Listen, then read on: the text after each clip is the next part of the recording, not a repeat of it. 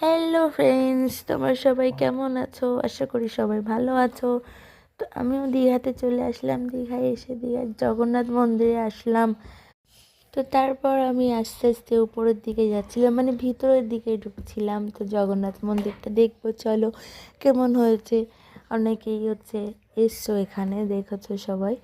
তো এখানে সামনে মানে ভিতরের ভিডিও করতে দেয়নি, ঠিক আছে। ওর জন্য আমি আর মানে ঠাকুরটা দেখে বাইরে এসে নিজের ভিডিও বানাচ্ছিলাম, ফটো তুলছিলাম। তো তারপর অনেক মজা করলাম। এখানে এসে আমার অনেক ভালো লেগেছে, কারণ ঠাকুরটা খুবই সুন্দর ভিতরে। তো ভিতরে আরও আরও অনেক ঠাকুর আছে, কিন্তু ভিডিও করতে দেয়নি। তো আমি তারপর বাইরে এসে অনেক ভিডিও বানালাম, অনেক ফটো তুললাম। কিছু করার নেই, আবার দেখো কপালে তিলকও পরেছিলাম।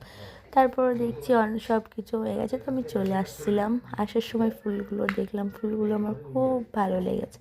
তার জন্য ফুলগুলো আমি ভিডিও করলাম, ফুলগুলো। তারপর আমি ওখানে বসেও একটা ভিডিও করলাম। তো আজকে এই পর্যন্ত, টাটা, বাই বাই, সবাই ভালো থেকো।